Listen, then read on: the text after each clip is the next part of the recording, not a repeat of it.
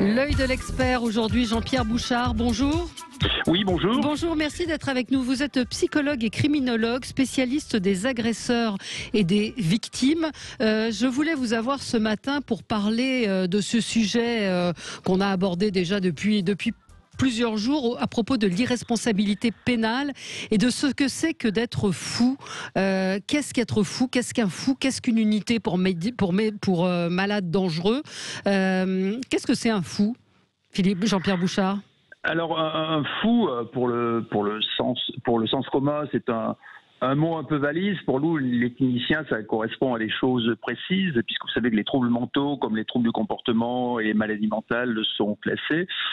En gros, ce qu'on peut appeler le plus la folie, maintenant, ça correspond à ce qu'on appelle cliniquement les psychoses, avec un type de ces maladies mentales lourdes qui est la schizophrénie, où les gens délirent, peuvent être hallucinés visuellement, peuvent être hallucinés auditivement, encore plus couramment, c'est-à-dire ils entendent des voix, des choses comme ça. Donc ils sont très coupés de la réalité et très perturbés dans leur fonctionnement mental, comme à nous, le sens commun. Il peut y avoir aussi des gens qui ont des traits beaucoup plus paranoïaques, au point de délirer énormément, et là ils sont diagnostiqués par les psys comme paranoïaques. Et donc ce sont des formes de délire où, contrairement au délire antérieur que j'évoquais concernant les schizophrènes, il n'y a plus ces hallucinations. Mais par contre, il y a un trouble grave fait essentiellement d'interprétation de la réalité, où les gens interprètent de travers les choses en permanence, et souvent ils développent des délires et des délires de persécution, mais on ne retrouve pas cette impression de grande bizarrerie ou de folie beaucoup plus apparente que chez les schizophrènes. Mais ça peut aussi donner des gens donc qui sont extrêmement perturbés, qui peuvent passer à l'acte d'ailleurs quelquefois comme les schizophrènes. Oui. Il faut savoir que ce qu'on appelle les fous et la folie en général, ça peut bien sûr générer des troubles du comportement, et dans ces troubles du comportement, de façon mineure, de temps en temps, il peut y avoir des troubles liés à la violence ou aux agressions, mais il ne faut pas systématiquement relier la folie à la violence et aux agressions. Mais ça peut arriver de façon minoritaire. Vous comprenez qu'on ne comprenne pas justement dans l'affaire Halimi, alors je ne vais pas vous demander de vous prononcer sur ce cas évidemment, mais qu'on ait du mal à comprendre, c'est la question qui se pose, c'est-à-dire qu'on reconnaisse l'antisémitisme et qu'on le déclare irresponsable. Hier, votre confrère Roland Coutenceau expliquait que lui n'avait pas décelé d'antisémitisme chez l'individu qui a tué Sarah Halimi. Alors attention, parce que si on parle d'expertise mentale, qu'elle soit psychiatrique ou psychologique, dans un contexte judiciaire, c'est-à-dire quand on est missionné par des juges pour déterminer l'état mental de la personne, on nous demande de le faire au moment des faits. Alors qu'au moment de l'expertise, ça peut être quelquefois quelques jours après, quelques semaines après, quelques mois après, et le sujet peut avoir changé. Donc c'est vraiment son état au moment des faits. Donc comment on fait quand c'est plusieurs années après? Alors c'est pas plusieurs années, en général c'est quelques mois, puisque vous savez qu'il y a plusieurs sortes d'expertise, mais je dirais en la matière la plus importante, c'est ce qu'on appelle les expertises présententielles, avant la sentence, avant le procès.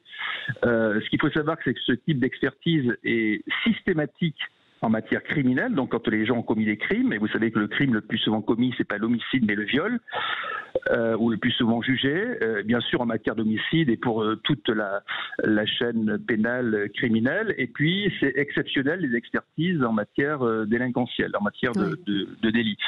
Donc pour en revenir à notre affaire, si vous voulez, l'expert, qu'il soit psychiatre ou psychologue, il est interrogé pour établir l'état mental de la victime au moment des faits. Donc c'est l'état mental qui doit primer pour dire si la personne est, selon l'expert, irresponsable ou responsable psychiquement des faits criminels qui lui sont reprochés en quelque sorte, et pour lesquels il est poursuivi. Ce qu'il faut savoir, c'est que l'expert n'est qu'un auxiliaire de justice. Il n'a pas force de loi. Il émet un avis pour éclairer les magistrats. Et les magistrats ne sont pas du tout liés à l'avis des experts. Maintenant, il est normal, puisque les magistrats sont juristes de formation, qui suivent l'avis de ces experts. Oui, globalement, dans l'ensemble, ils suivent quand même l'avis des experts. Oui, bien sûr, et c'est assez logique. Simplement, alors moi je ne veux pas entrer dans les polémiques, mais il est notoirement connu que l'expertise, on va dire mentale, n'est pas une science exacte, et qu'il y a régulièrement des querelles d'experts à propos des mêmes sujets. L'affaire Halimi, c'est pas du tout une première, c'est au contraire récurrent. Et on en connaît un peu les origines. C'est que d'abord, les experts se prononcent par rapport à un texte pénal. Alors vous savez que l'irresponsabilité pénale des malades mentaux, en gros, c'est un très vieux principe qui date du code pénal napoléonien, puisque ça a été institué en 1810. Ce principe a été un peu rénové et toiletté avec notre nouveau code pénal de 1994, mais en gros, c'est les mêmes principes. Et le premier alinéa de l'article qui régit ça, alors ça c'est un peu technique, mais c'est très important parce que l'affaire Halimi et d'autres, c'est sur ça que reposaient donc les divergences de point de vue. Donc ce premier article ce premier alinéa de l'article 121 dit que la personne qui présentait des troubles psychiques ou neuropsychiques au moment des faits criminels, donc qui ont aboli son discernement ou le contrôle de ses actes, donc est irresponsable sur le plan pénal. Si ces mêmes troubles psychiques constatés ont simplement altéré le discernement ou entravé le contrôle des actes, eh bien la personne demeure responsable. Et c'est là où il y a souvent la polémique, parce que des experts différents vont conclure différemment. Pourquoi ? Parce que la notion d'abolition du discernement ou d'altération du discernement n'est absolument pas définie. Donc chacun a une latitude pour conclure de façon un peu personnelle quelquefois. C'est la même chose par rapport au contrôle des actes. Donc si vous voulez, ça c'est une première chose. Ensuite, les experts peuvent avoir des profils de formation ou d'expérience professionnelle assez différents, qui peuvent les faire émettre donc des avis assez différents. Mais enfin, là, il y en avait 6 qui étaient d'accord, qui sont arrivés à la même conclusion. Quand vous dites la psychiatrie... Alors après, pour l'antisémitisme, c'est important. L'antisémitisme n'est pas une maladie mentale, c'est simplement une opinion et un délit, voire un crime quelquefois. Donc il ne faut pas du tout l'assimiler à ça. Donc c'est vrai que là il y a un vrai hiatus. Il y a un hiatus. Vous dites la psychiatrie n'est pas une science exacte, néanmoins il y a quand même un certain nombre de choses factuelles et concrètes qui permettent d'aboutir à l'absence de discernement ou non. Oui, alors si vous voulez, cette histoire de discernement, c'est très compliqué. Moi je suis pour une réforme de l'article 129 du code pénal qui est vraiment mal ficelée. C'est-à-dire, alors, qu'est-ce qu'il faudrait pour que ce soit plus clair? Si vous voulez, moi, j'ai vu un très grand nombre d'agresseurs dans ma carrière, et d'agresseurs pathologiques, par exemple, et j'en ai vu beaucoup qui avaient commis des vrais homicides pathologiques, mais qui avaient été capables de très bien organiser le mode opératoire avant, de repérer leur victime, de la cibler, de faire tout ce qu'il fallait pour être efficace, pour la tuer, la torturer, etc.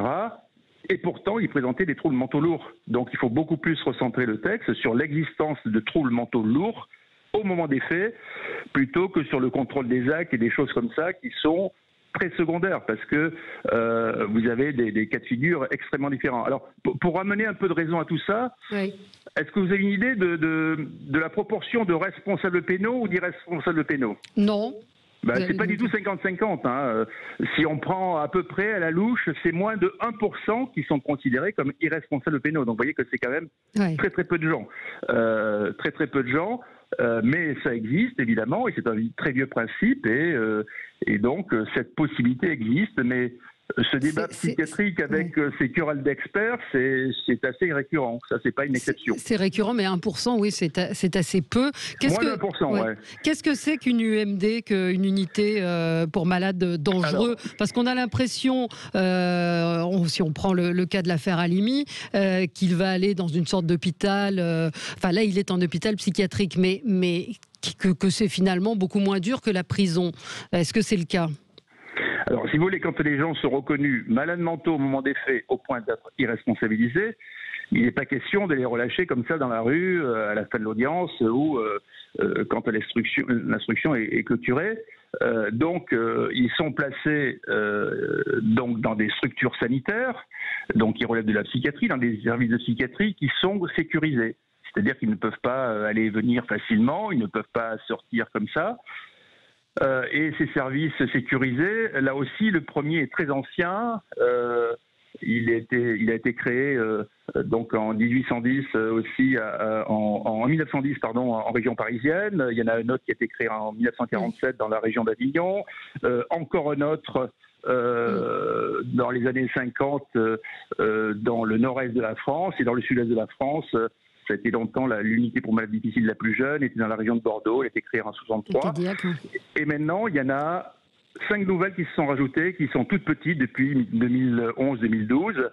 Et ces unités, donc, accueillent des gens qui présentent des troubles mentaux plutôt sévères, donc les fameuses psychoses dont je parlais, qui sont très majoritaires, mais il peut y avoir d'autres troubles mentaux.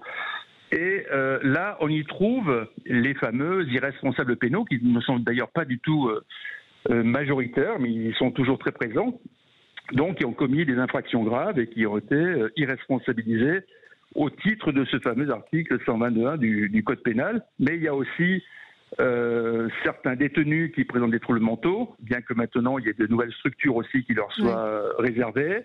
Et puis il y a aussi d'autres types de personnes qui ont pu être dangereux dans leur service de psychiatrie classique et qui y sont placés. Mais ce qu'il faut savoir, c'est que là aussi, c'est un très vieux principe en France, plutôt bien fait, où les gens qui souffrent de troubles mentaux, qui n'ont pas forcément commis des violences graves, mais qui pourraient en commettre, qui pourraient être dangereux pour eux-mêmes ou pour autrui, en gros, on peut prévenir ça et prendre de ce genre de décision de placement de façon à éviter à ce qu'ils passent à l'acte.